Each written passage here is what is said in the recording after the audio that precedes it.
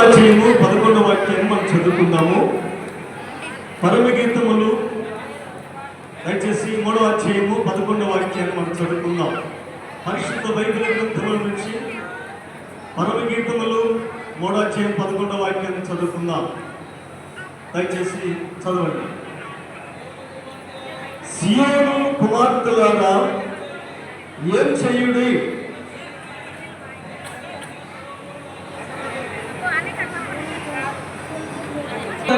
సొలొమోను రాజును చూడండి.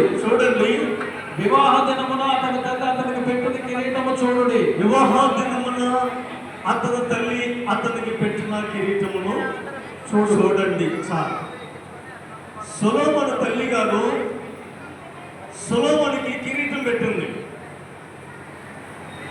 సొలొమోనుకి ఏ కిరీటం పెట్టిందంటే, సహజంగా రాజును పరిపాలన చేస్తున్నప్పుడు రాజ్య కిరీటములు పెడతారు. రాజు అనటానికి అర్హత, రాజు పరిపాలన చేస్తున్నటానికి అర్హత కిరీటం. కిరీటము అనేది అది గొప్ప హోదా.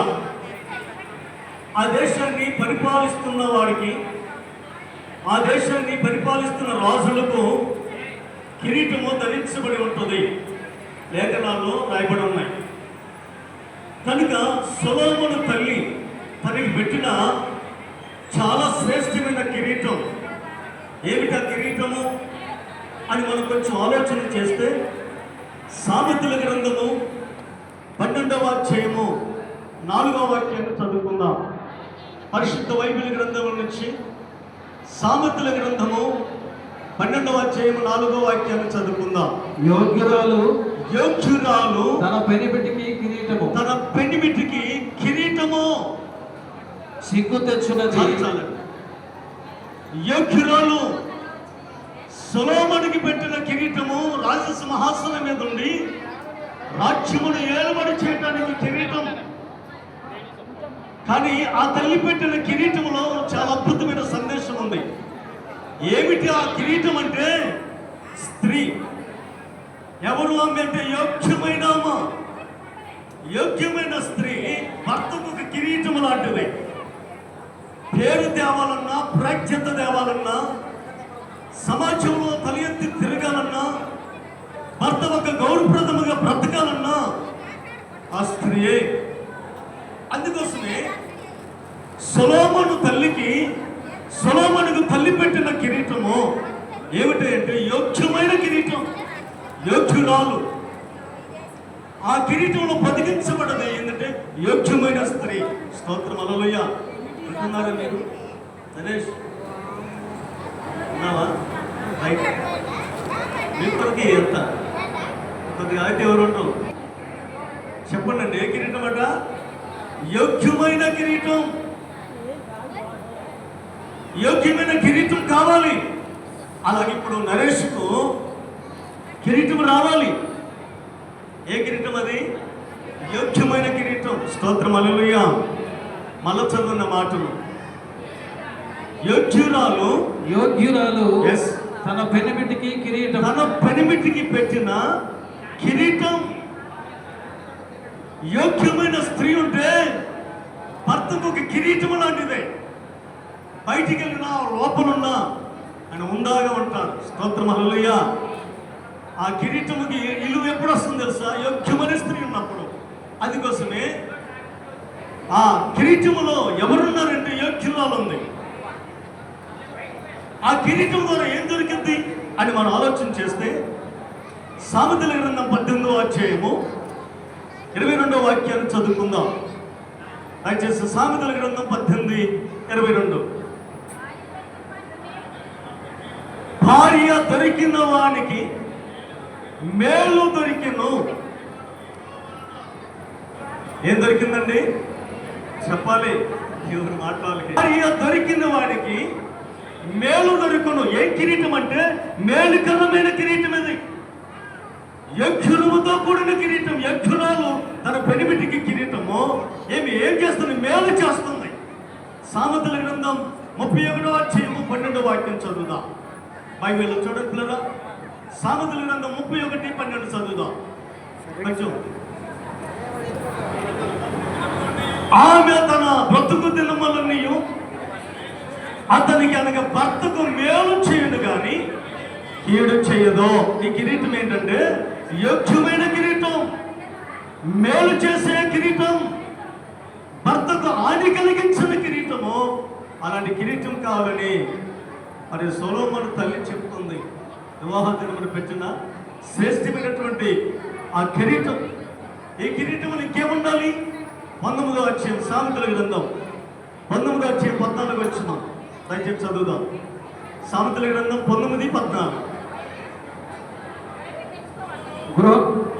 చదవండి. గృహమును స్వాస్యము సుబుద్ధి గల భార్య యెహోవా యొక్క దానము. స్తోత్రం హల్లెలూయా. ఈ కిరీటంలో మూడోది ఏమిటో తెలుసా? యోగ్యమైనది, మేలు చేసేది, సుబుద్ధి కలిగినది. స్తోత్రం. ఈ కిరీటం కావాలంటే ఒక కిరీటము భర్తకి ఎవరంటే స్త్రీయే కిరీటం లాగా ఉండాలి. ఆ కిరీటములో యోగ్యమైనదిగా, మేలు చేసేదిగా, అలాగే సుబుద్ధి కలిగినదిగా ఉండాలి. సుబుద్ధి కలిగిన భార్య ఎవరిని దొరకటం అదృష్టం కదా. అలాగే 31వ సామెతలో 10వ వాక్యం చదువుదాం. దయచేసి 31:10. గుణవతైన భార్య దొరుకుట అరుదు, అట్టిది ముత్యము కంటే అమూల్యమైనది. సొలొమోను తల్లి తనకు పెట్టిన కిరీటములు క్వాలిటీస్ ఉన్నాయి. యోగ్యమైన క్వాలిటీ, మేలు దొరికేది, మేలు చేసేది, కీడు చేసేది కాదు, సుబుద్ధి కలిగినది, అలాగే గుణవతైనటువంటి ఎన్ని కిరీటం. స్తోత్రం హల్లెలూయా. ఎట్లుండాలంట? గుణవతి అయిన భార్య దొరుకుట అరుదు. ఒకవేళ దొరికిందా బై లక్. స్తోత్రం హల్లెలూయా. గుణవతి అయిన భార్య దొరుకుట అరుదు. ఒకవేళ దొరికితే అది లకి. స్తోత్రం హల్లెలూయా. అందుకోసమే ఇంటి లక్షణాలు కలిగిన అమ్మాయి, ఇలాంటి లక్షణాలు కలిగినటువంటి అమ్మాయి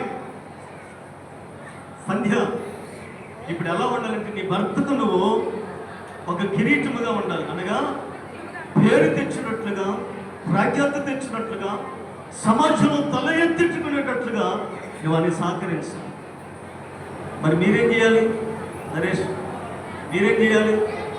ఆదికాండం 2 వచనాలు చెప్పి ముగిస్తాం. ఆదికాండం 3వ అధ్యాయం 16వ వచనాన్ని చివరి భాగం చదువుకుందాం. ఆదికాండము దయచేసి 3వ వచనము, ఆదికాండం 3వ అధ్యాయం 16వ వచనం చివరి భాగం చదువు. నీ భర్త ఎడల నీకు వాంఛ కలుగును, అతడు నిన్ను ఏలునని చెప్పు. ఇప్పుడు నీ పని ఏంటంటే నరేష్, నీ భార్య నువ్వు ఏలేవారిగా ఉండాలి. ఎట్లా ఉండాలి? ఇంటికి పంపించేవాళ్ళు కాదు, అత్తగారింటికి పంపించేవారిగా ఉండకూడదు, ఏలేవారిగా ఉండాలి. నీ ఏలుబడి అక్కడ ఉండాలి. స్తోత్రం హల్లెలూయా. అతడు నిన్ను చెప్పండి ఏలును. ఎప్పటి వరకు చెప్పాలి? ఎప్పటి వరకు? నిన్నే ఎప్పటి వరకు? జీవితాంతము ఏలేవాడిగా ఉండాలి. నువ్వు వేలేటప్పుడు నీతో ఉన్నటువంటి నీ సత్యమని బలహీనురాలు. బైబిల్ చెప్తుంది, పేతురు రాసిన 1వ పత్రిక 3వ అధ్యాయము 7వ వాక్యం చదివి నేను ఈ వాక్యాన్ని ముగించి పెళ్లి చేస్తాను. ఒక చివరి మాట. అటువలనే పురుషులారా జీవమును కృపావరములలో మీ భార్యలు మీతో పాలువారి ఉన్నారని ఎరిగి, మీ భార్యలు మీతో పాలువారై ఉన్నారు. ఎవరండి?